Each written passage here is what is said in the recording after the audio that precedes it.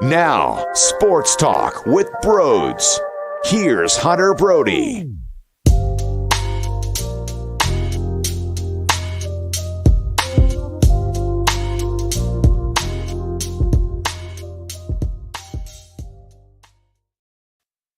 Well, that's the logo that's still on the screen. Give me a second. Nick is back again. Nick is back. Tell a friend. I really hope he doesn't go 0 for 5 tomorrow. Hello, everybody. Welcome on into Sports Talk with Broads. Nick Castellanos is back. I'm believing it. I'm on the hype train. It's only taking one day for me. Okay, look, that home run was so damn important. 2 doubles added on top of the bomb. And I'll tell you what, I'm convinced. Here's why. There's no way in hell he was going to suck all year long. I just can't buy it. There's too much talent in that body of Nick Castellanos. Am I being ridiculous? Maybe. Do I have way too much emotion towards this right now? Maybe.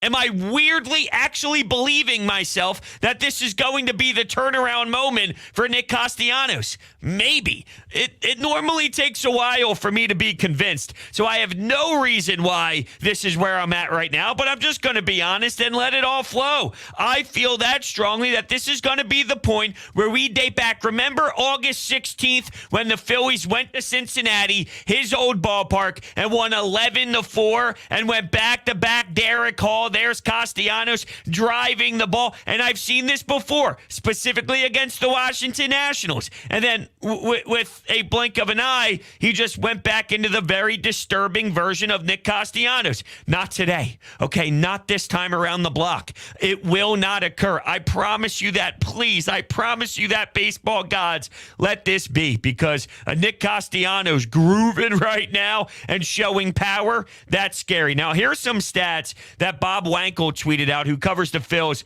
for Crossing Broad, and this was during the game, so he might have had an at-bat after this. I forget exactly what time it was when this was into the Twitter sphere, but Nick Castellanos has his OPS up to 695 now. That's the highest it has been since June 21st. His average is at 261, the highest it has been since June 17th. He's hitting 329 over his last 22 games. There hasn't been enough driving the baseball at all. It's been dinky little singles to left field. This seriously looked like the Nick Castellanos that we thought we were getting the moment they put paper to pen and gave him one fat ass check. So, come on. It's all about the belief. But Ryan, I almost said Ryan Howard. What year is this? I don't know where my mind is tonight. I'm rolling on something. I don't know what it is. I don't know where this high-level juice is coming from. I did have a late-night coffee. I did stop at Wawa at around 7:45 on my way home from work. So it is possible that there's some caffeine, and I know the answer, and I'm acting as if I don't know the answer, but I know the answer. It's been a while since I drank late-night cups of coffee because it was keeping me up at night, and I was getting bad anxiety from it. Yet here I am. I went back, and I went to my pass, and I grabbed a nice 20-ounce hazelnut, threw a little hazelnut creamer in there, too. Rhys Hoskins. Let's get this back on tracks here. What was that second home run? Can somebody tell me what that second home run was? There's no way it landed yet. I haven't seen a ball fly like that in quite some time. I don't know what they recorded it as, but it should be at least 600 feet because that thing was crushed. And let's not downplay how awesome that opposite field home run, too, was after the Phillies take a 2-0 lead. They get to Kyle Gibson a bit. And that was the only time they got to him because my man had 11 strikeouts. Kyle, watch this slider, Gibson. That's his new nickname because the way he was toying with that lineup was on a different level. I mean, it was a masterful effort in his day at the office, and just looking at some of his previous outings, 6 innings pitched, 2 earned runs, 8 innings pitched, 1 earned run, 6 innings pitched, 2 earned runs, 6 innings pitched, 7 innings pitched. There was only one that was uglier flirted throughout that, and that happened to be 4 1/3 with 6 earned runs. Other than that, man, you look at his last handful of games, and it has been a dialed-in Kyle Gibson. I almost feel that him and Ranger Suarez are properly, as teammates, pushing one another. Who's going to get that number 3? Let's say it's a playoff series. Wheeler Nola, you get everything set up. You're on the road. Game 3. And if it gets to a game 3, think about the magnitude of it. Right? It's win or go home. This is the save the year. This is to keep the games going. Who's going to get the ball? These two back and forth. It's like a boxing match, and you're getting clipped in the jaw. And I say this in a good way, though. It's all healthy. It's competitive fire. But every time one gets the ball, the other seems to do a little one-uppage. Ranger Suarez just outcompeted Max Scherzer. So we'll see how this team operates on Wednesday afternoon, though. Speaking of the starting rotation, with a chance to sweep. And I didn't even demand the sweep, even though majority of fans did. I didn't demand it. I said win the series. Now, you can't go lay a stinker and lay an egg. I'm not going to be pumped up about it. But they took care of business in these 2 games, and you knew their offense would turn it around. Even Stubbs is driving the ball. Maybe this had something to do with the ballpark. I think that's on everybody's radar. But he also showed his defense. He's making the plays, gunning guys out at second base. Garrett Stubbs is the ultimate clubhouse guy. Garrett Stubbs just seems to be the perfect level of energy. Isn't that crazy? It's so much fun. Joshua donates $5 into the stream. Thank you so much, Joshua. Joshua says the team is looking phenomenal, and it will have ups and downs with pitching, defense, offense. Love it all, good and bad. Hope Marsh is okay. Need his defense. Yes, I think that's perfect. That segues right into what happened at center field, and it looked ugly. Now, Rob Thompson, after the game, said they still need to check out some things, thinking about MRI and all, but they were informed by the doctors there that it could be a bone bruise. Nothing is confirmed. I'm just kind of telling you what he was saying, so there's still more information to gather. Bone bruise doesn't sound bad. Bone bruises are awful. I had a bone bruise my last year playing college hockey, and that kept me out basically just as long as a broken foot would have been. Those things are terrible. Obviously, each person is different. There's a different level of severity, but the name isn't as scary as some of the others you may think about. Not to rule anything out, because I don't know. I haven't seen anything or heard anything from any sources there reporting on it. So everything is still technically on the table. But let's say the doctor happens to be right before they dive deeper. A bone bruise. I've seen some long windows of time where players cannot get back on their respected field because of it. So what's next? Well, we got news that Kyle Schwarber is looking to return for the Mets series. I think they played this out just like I mentioned the other day. Get by with Cincinnati. That would give Kyle Schwarber all the time against the Mets to get right. They have an off day on Thursday, so a nice window before they face the Mets at home.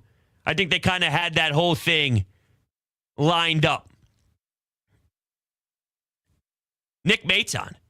Good for you, kid. He made the diving catch in left field. He made the great play in foul territory. And he almost hit a home run to right field. That ball was ridiculous. Did you see how far that went? How high it went, too? Nick Maton? I thought he might have had one down that first base side, too. But it did bounce foul maybe after we saw that second replay. Originally, we thought he got robbed, possibly. Not long-term stuff, but we know Schwarber will be back. And I liked Rob's answer. He was asked about what you're going to do at center field, and is Maton back in play? And he said, after what I saw today, I don't have an issue throwing him back out there. I could feel fine if he needs to play. And yeah, of course, here and there, if desperation is a factor. But you lose that center field spot for a long time, and that's what my gut tells me is going to happen, and I pray that I'm wrong.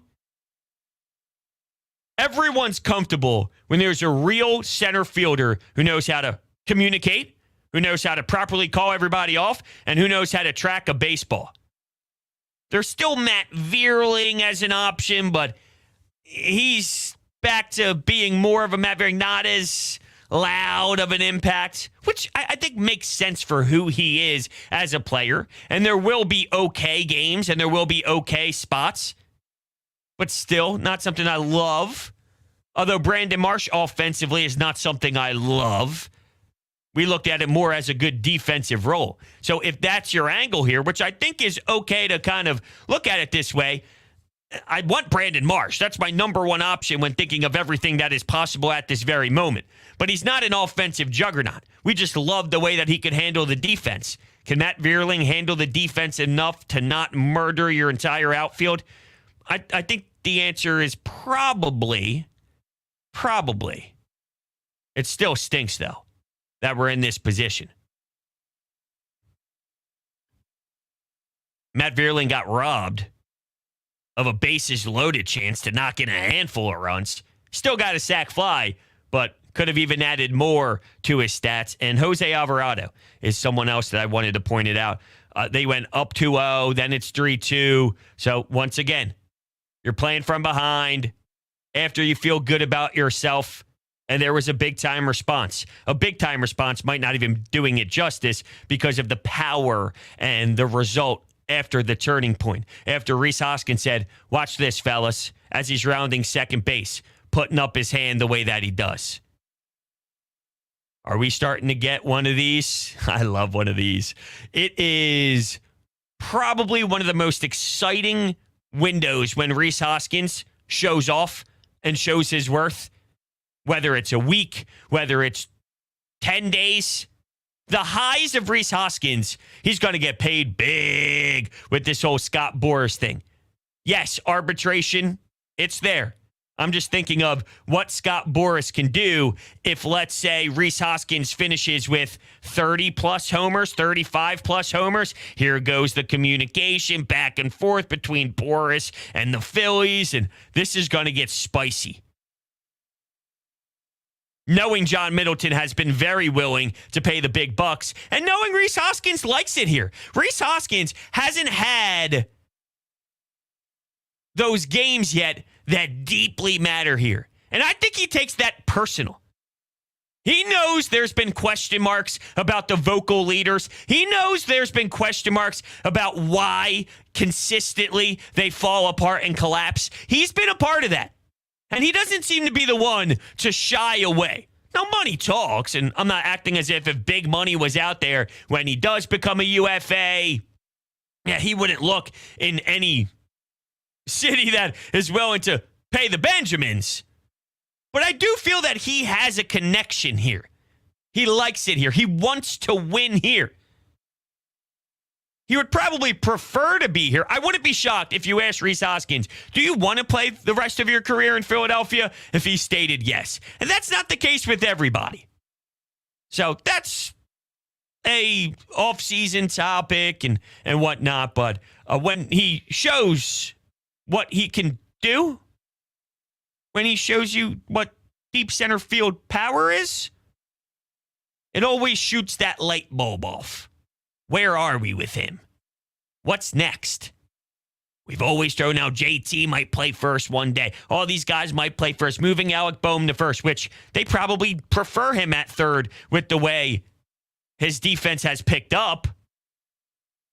So I wouldn't be shocked if John Middleton goes, yeah, we're keeping Rhys.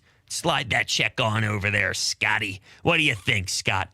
But, yeah, 856-442-9805. That's the phone number for the Anytime Hotline. Before we take your calls, if you are new to the channel, hit that subscribe button. And also, if you're new to SeatGeek, you can utilize the promo code BROADS at SeatGeek's checkout page for $20 off of your purchase. That's basically free parking. It eliminates all those fees. Get yourself some beer. Get yourself some cold ones. Get yourself some food wherever you are going. And that's basically that $20 going right into your pocket. It's a no-brainer. Get yourself to a game today. All right, here we go. Anytime Hotline. Let's talk about it.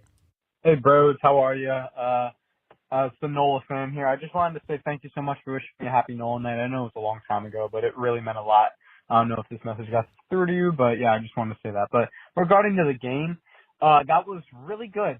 I like the way we handled a bit of adversity. I like that little comeback we had. That was pretty cool. Kyle Gibson, you kind of lost hope after he let up those back-to-backs, but he really started to shove. 11 Ks is awesome. Another quality start. Offense heating up. We never feel out of it with this team, and I'm loving it. I think that's a great way to kind of dissect where this team is right now. The way they are battling in all of these efforts, you always feel that there's a chance. Even if they're down 2 runs, 4 runs, you're there until the very end because they have shown you a lot of times that they are built different and their mental makeup is strong. So what? You went back-to-back and everyone was blowing the roof off in that dugout because they were dancing and having fun and going nuts. Well, and about 7 seconds later, you're down 1. So what do? Right back to work. Keep attacking. Don't let up. Good approaches at the plate. See ball, drive ball. Don't do too much. Didn't it seem like they weren't trying to do too much? They let the game come to them? Didn't seem they were pressing or squeezing the bat too tight. Let it rip. Keep the bat speed the way you want through the zone and just drive. Or if you're Garrett Stubbs' case, do whatever it takes to get on. I love everything this guy does. It could just be a bloop single, and the fact that it's him, you want to go streaking down Broad Street. I'm just saying. Joshua with another $5 donation. This team embodies Thompson. Harper coming back, puts us in another competition level. No, Stubbs' best backup since Chris. Oh, geez, the best backup. That was, where did I see that whole thing break down? It was someone's Twitter, and I'm drawing a blank. I don't want to waste too much time thinking about it. Yes, they are definitely a description of Rob Thompson, the manager. Harper coming back. Of course, Harper coming back is going to change what this team can do. And there's so many different ways that you can go with this lineup. I'm personally keeping Kyle Schwarber leading off, even though that might piss some people off. I would go Kyle Schwarber, and then I would put maybe Rhys Hoskins with Bryce Harper, then JT, then Castellanos.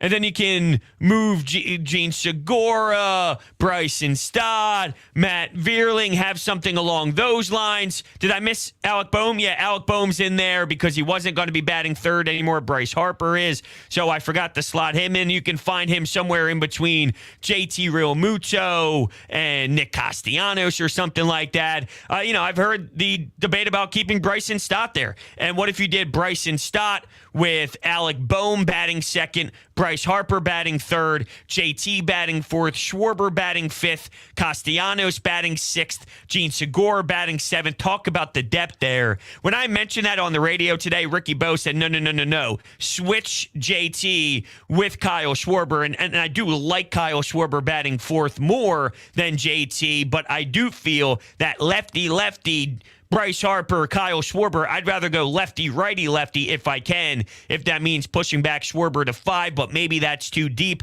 There's a lot that you can do, but I think the way that Kyle Schwarber has handled himself in that leadoff spot to this point, that's his right now. That's his. Stott had a weird one offensively, considering he's been multi-hits and definitely been good up there. I want to go back to where we were. And it's not just Bryce Harper, by the way, who would change the competition level of this team. If Castellanos is doing what he did tonight and keeping that average up, but not just with dinky singles, but more oomph involved with these at-bats with Bryce, and you get the pitching you got in the Mets series, whoa! Talk about streaking in Broad Street. All right, on Broad Street, not in it. Next call.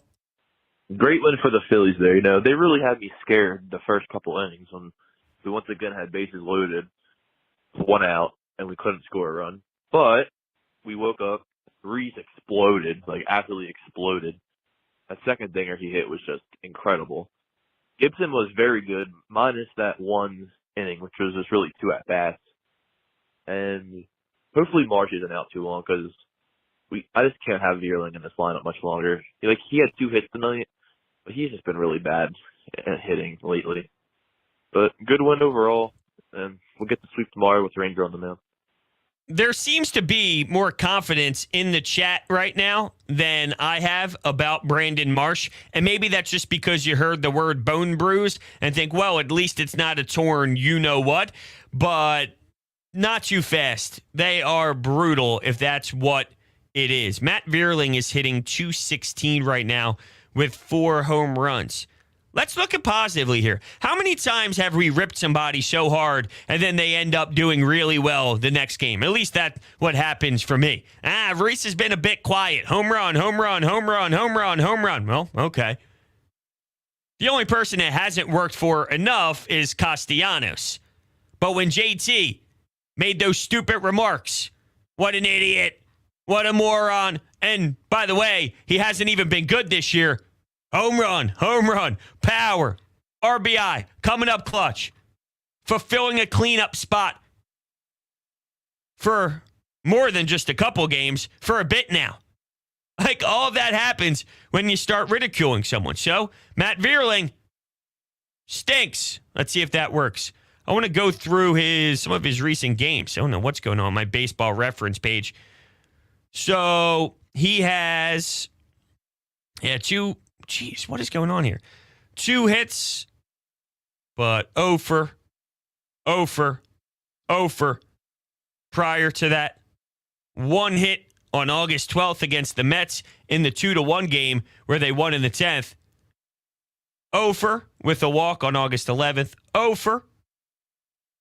Oh, he had 0 at-bats that game. Anyway. Hasn't been good.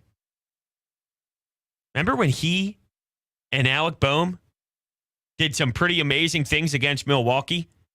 You know how every year there's a couple games that stand out more than the rest? You don't forget getting swept by Arizona. You don't forget that Pittsburgh Pirates series at the trade deadline last season. Both of those were last season.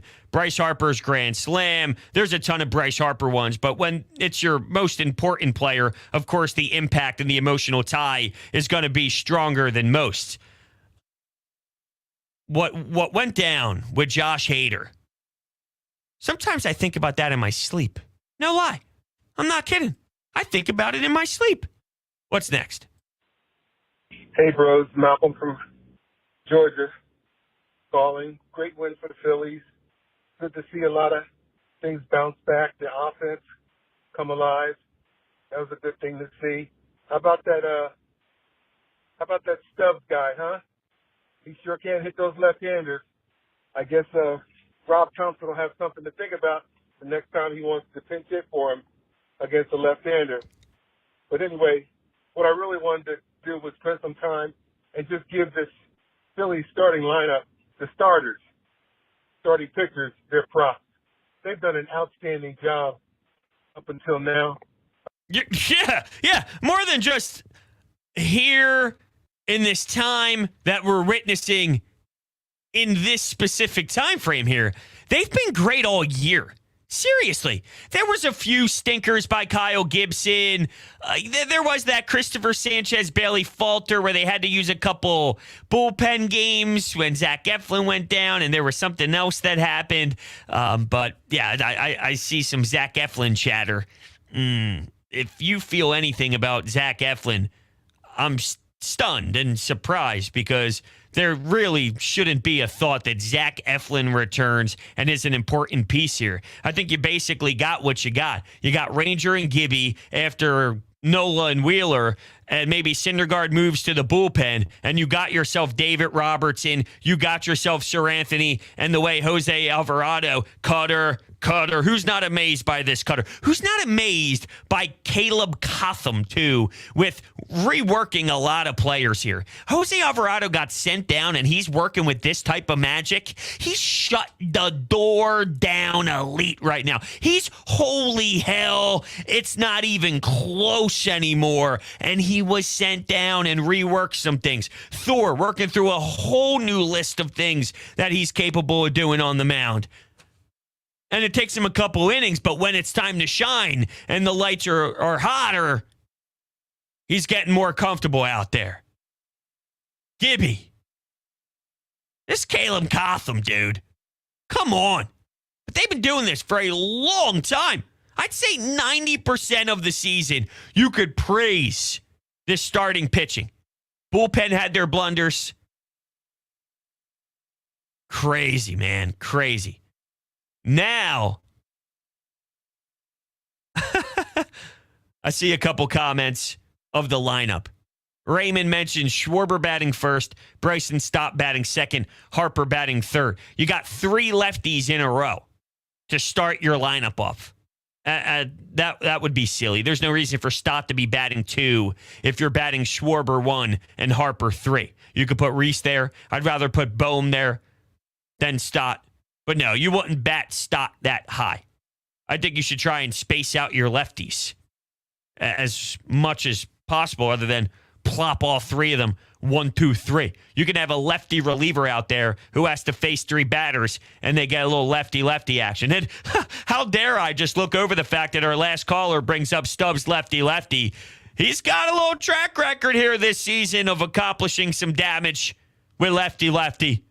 Let it rock, dude. Let it rock. Instead of going to Sosa with bases loaded in a key spot. Just saying. Just spitballing. Thank you guys all so much for hanging out with me tonight. New to the channel, remember, hit that subscribe button. Thank you guys so much. I will catch you on the next one.